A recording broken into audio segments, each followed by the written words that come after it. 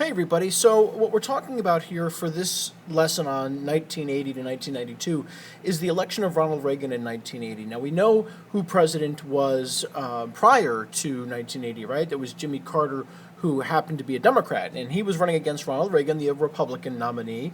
And Reagan appeals to these conservative voters that we had looked at in lesson one. He says, okay, I need to find a way to promise Americans to get a better economy, but at the same time, I need to kind of bring these conservatives to my beck and call, these young people, these people that are Republican conservatives that want smaller government, these people that are religiously conservative. And so he wants to appeal to this group of people, get them to vote for him, and put him in office over Jimmy Carter. And he does that in particular by promising two things. One of them is that he will get the economy out of stagflation. He says we're going to find a way to finally put the stagflation behind us, even if it means deficit spending.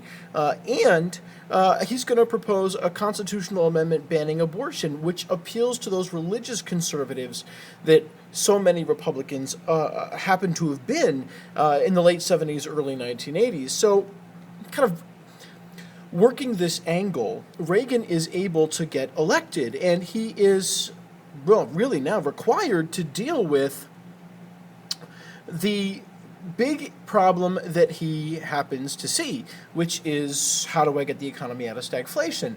And Reagan's concept, remember, he's a Republican, he's a conservative, so he wants a division of power between the federal government in Washington, D.C., and the states' governments around the country. And he says, we can't depend on Washington to do everything. It just doesn't make any sense. What we need is for Americans to have more personal accountability. We need Americans that are willing to find solutions for themselves and for each other. It shouldn't be about government giving you a solution, whether you're rich or poor. It should be about government getting out of your way so that you can find a solution that works for you. That's the plan. So when we take a look at the early 1980s, what we see are really just a couple of different ways in which people look at fixing the economy. One side says, okay, what we want to do is raise interest rates. This will reduce spending, it will fix inflation, which is one part of stagflation. So if we raise interest rates, we can control price raising, we can control inflation. The other side says we should have supply-side economics, and supply-side economics was this idea that if we cut taxes, then businesses will expand, and that we'll end up with new jobs, and that economic growth would offset the tax cut. And this would then trickle down, this wealth would trickle down to the poor and to the middle class. And so Reagan's idea here is that, well, you know, if you think we need to get inflation under control with raising interest rates, and you think that we need to get more money into the hands of business, but we can't give them loans, right, because we're raising interest rates to slow lending. So then we have to get more money into businesses' hands without giving them loans. How can we do that? Oh, I know. We'll cut taxes so businesses have more and people have more in their pockets. Well, that seems to make some sense. So what Reagan does is he says, all right, well, let me look at this. Right? This is the idea Reagan comes up with. He says, get my head out of the way here. He says what we're going to do is first, we're going to cut taxes. Right here. Now, there's an offshoot of that, right? If we make less in taxes, well, then that means the government will make less in taxes. But people will spend more money because they have more money in their pocket. And we've done this before with supply-side economics. You know how this works, right? Businesses make more money because people are spending more. That means businesses can give raises or hire more workers or pay even more in the business tax, which over time means the government will make more in taxes, and everyone continues to buy and everyone is happy, and on and on and on we go. And Reagan says, well, I like this idea. I do. I like this idea. But what I also need to consider is this issue of price control. How do we keep prices from rising? So what Reagan does is he says, well, wait a minute. Why don't we do both? Why don't we right? I mean, it might make sense. Why don't we raise interest rates and cut taxes? He calls this Reaganomics. So he raises interest rates to keep inflation down, and then he passes a massive 25% tax cut to put more money in the pockets of people and businesses.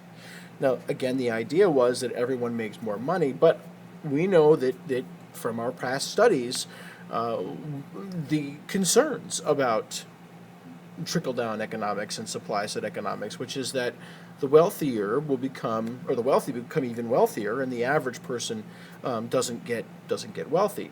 And we'll take a look at that in class. But in terms of Reagan's evaluation of the program, it's successful because it definitely does several things. It cuts unemployment, and it does slow inflation. Both of those things are good. Both of those things can put an end to stagflation, and they do. The other thing that Reagan does, or Reagan has to deal with, is this issue of budget deficit. Because here's the problem. I know it says right here that Reagan's massive tax cut led to a huge budget deficit. And if you don't understand what that means, let me bring this back up here. This last little piece right here, the government makes more in taxes, that wasn't happening.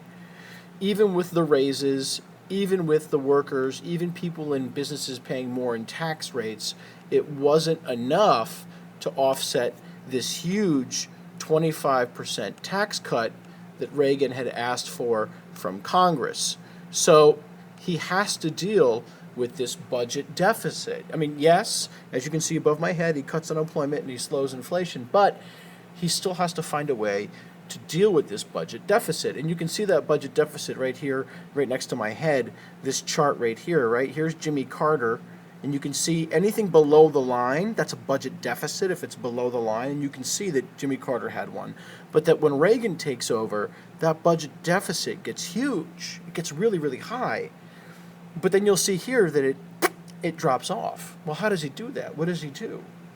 To bring that deficit under control, Reagan starts cutting social programs, food stamps, school lunches, Medicare, Medicaid, unemployment compensation, student loans. All those programs are cut in an effort to reduce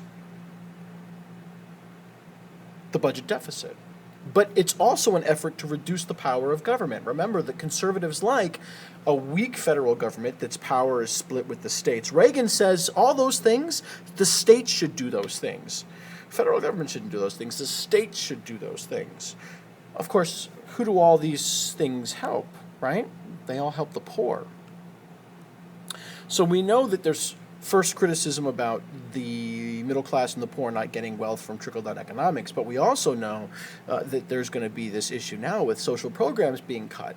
And if the states don't use those social programs, then we're going to have a bunch of trouble for those poorer people to get the services that they need. The last trick that Ronald Reagan will pull with the economy is this idea of deregulation, and you can see that's the title of the slide, deregulation. And the idea here is that for Ronald Reagan, what he says here is that our economy has to be flexible, regulation gets in the way, it cuts into profits, businesses could hire more people, raise wages more, it would be perfect, right? Many conservatives think that this is something that needs to change, and it's a way to get the government out of the economy. It's laissez-faire economics, and it's a smaller government, right? A weaker federal government, which conservatives like. So Reagan's going to do a whole number of different deregulations, and I want you to think about it like this, right? So let me just move this over here and bring this slide back up. We could increase, according to Reagan, the amount of money businesses make if we cut the regulations that they use to make their products. So you think about it like this.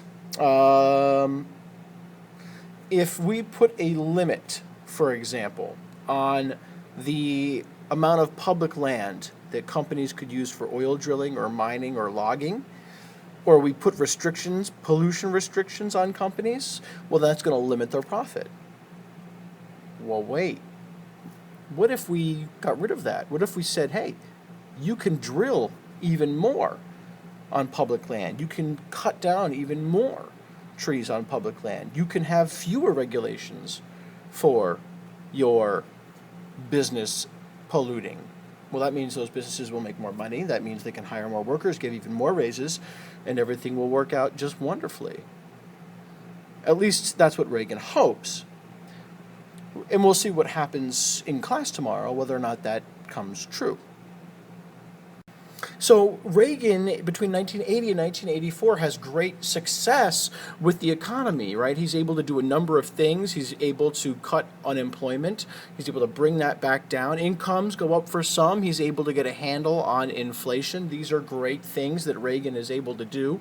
But at the same time, he also wants to do things like appoint a Supreme Court justice that will support conservative ideas, like originally following along the Constitution, limiting abortion, right? There's no mention about abortion in the Constitution whatsoever, so why do we allow it? If he appoints someone who is going to follow the original intent of the Constitution, then we can challenge the abortion rulings in our country. Conservatives love these things. Businesses are doing great. We saw that last slide. So while we have all of these businesses doing well, while we see all of these economic increases, it means that Reagan has tremendous personal popularity. So that what happens when Ronald Reagan runs up against Walter Mondale, who's the Democrat candidate for president in 1984, he's going to crush him into oblivion because of his personal popularity. And that's going to free up Ronald Reagan and give him the ability in his second term from 1984 to 1988. And that allows him to, well, ideally focus on foreign policy instead of the economy, because he's already fixed those big problems like we see mentioned up above my head and over on the slide. So what is Reagan going to focus on then when it comes to the economy, when it comes to foreign policy, I should say?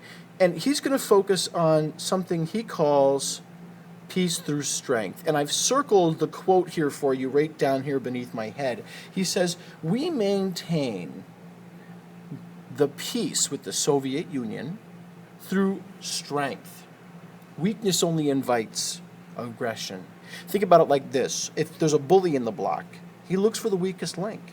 The bully goes after the weak ones. That's his idea, right? That's why he's a bully. Reagan says you can't stop a bully by being weak. You got to bulk up. You got to be big. You got to be buff. America needs to be buff. America needs to be big. We need to be stronger than the Soviets. Then they'll back off. Then we'll take it to them. Reagan does this by launching a gigantic arms race against the Soviet Union. And he believes two things. He believes, number one, and I'll highlight it again down here for you in pink. He believes, one, that if they do this, if we have this massive defense spending, then the communist system will collapse into bankruptcy. They won't be able to keep going because they won't be able to spend as much as we will. And as he embarks on this, what he ends up creating is the largest military buildup in our country's history. Now, granted, it creates tons of jobs in the defense industries, but it is a huge, huge expenditure in our defense industry. Remember that deficit spending from previous slides? That's partly this. So Reagan says, but you know, I get that we're having the arms race to go after the Soviet Union on our own, but bottom line is that's not enough. It's not enough. He's going to promote something, and you can see it here right next to my lips, the Reagan Doctrine. And the idea here is that peace through strength means we don't just help ourselves, we help everyone else going after commies. And he says openly to the world that if there's any rebel groups out there that want to fight communists or pro-Soviet governments, you just call the United States and we'll support you with arms and weapons and money. Examples of this include Afghanistan, where we supported a rebel group that was fighting the Soviets in Afghanistan called the Mujahideen. We give them training, we give them money later on, and weapons. Later on, they become the Taliban, which didn't work out for us, but they did defeat the Soviets when they were the Mujahideen. In a place called Nicaragua, there is a group of fighters there called the Sandinistas. And they invade Nicaragua, and they overthrow a dictator there who happened to be on our side, and create a pro-Soviet socialist government. Other rebels grow up called the Contras, and they want to fight these Sandinistas, these pro-Soviet socialists. And Reagan says, you know what, we're going to support those Contras. Okay. this doesn't come without risk when you support these rebel groups, because there's no such thing as nice rebels. I mean, there just really isn't such a thing as a nice set of rebels. Because rebels have to fight dirty in order to win. That's just how that is. So a good example here would be the Contras in Nicaragua, for that matter. While they are against the pro-Soviet Sandinistas, while they do fight that war for us, they're brutal, they're bloodthirsty, they rape, they kill, they maim, they burn villages, they cultivate drugs, deal them. Congress is so distraught by our support of them that Congress actually bans our support of the Contras and says no more. But that doesn't stop Reagan. It doesn't stop his advisors. His advisors say, this is the Reagan doctrine, this is peace through strength. We can't back down. We can't do that. So they say, well, what can we do? How can we get money to those Contras? Well, wait a minute. We got some hostages in the Middle East, in Iran. What if we made a swap? What if we sold weapons to Iran? And Iran needs weapons. What if we sold weapons to Iran? They give us the hostages in cash. We give them the weapons. But then we send the cash back home, not to us, to the Contras. Wait a minute. Now this might be an idea. So they begin looking at the map, the layout, and this is what they see, and get my head out of the way. They see these Nicaraguan rebels called the Contras who want to fight communists. Of course, they're terrible. So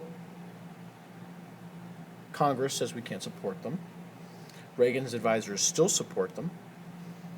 And so what they do is, by selling those weapons to Iran and getting the hostages back, they're able to completely go around Congress and still send money to the Contras. You can see that, right? We're going around Congress, right, on this graphic organizer.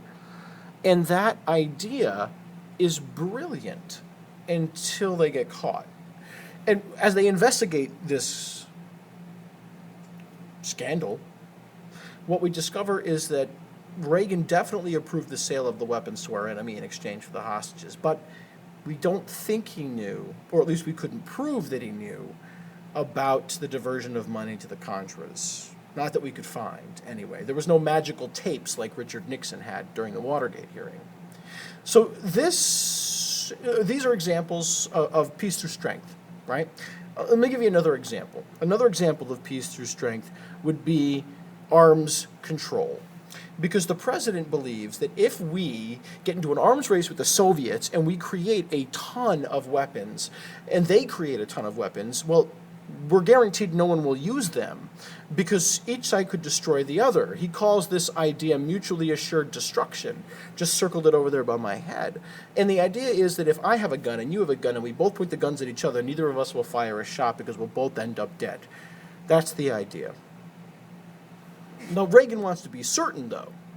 Reagan wants to be certain to make sure that we could strike first and harder in a nuclear war. So Reagan puts nuclear missiles in Western Europe.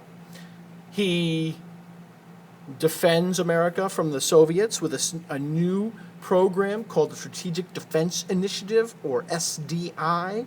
Its nickname is Star Wars because that was a popular movie at the time. And the idea is that if the Soviets launched a missile, and here comes the Soviets' missile, right over to kill us, oh no, that America could launch a missile at their missile or shoot it with laser beams, and that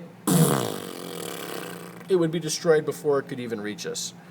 Now, this was all fanciful science. It didn't really actually work. In fact, we don't even know if it works, this thing that we developed, because we've never been able to really figure it out. But what it did do was, well, it bankrupted the Soviet Union. See, as these Cold War tensions are rising, this arms race is rising, America's placing nuclear missiles in Western Europe, it's building a defense against Soviet missiles. The Soviets end up electing a new leader, a guy named Mikhail Gorbachev. And Gorbachev believes that the Soviet Union cannot afford this arms race. He actually agrees to begin talks about arms control and limiting nuclear weapons with the Soviet Union. He signs the Intermediate Range Nuclear Force Treaty to limit our nukes. Now, this is a big deal because this is the first time the Soviets blink, really, since Nixon's détente, and they backed down. And what we don't realize is that this is the beginning of the end of the Cold War, because the Soviets won't be able to keep pace. They're going to bankrupt their country. This is going to be the beginning of the end. And so what we see here then, as we look at this, is an incredible 2 terms for Reagan, right, economically and militarily. And we'll do much more with this in class tomorrow.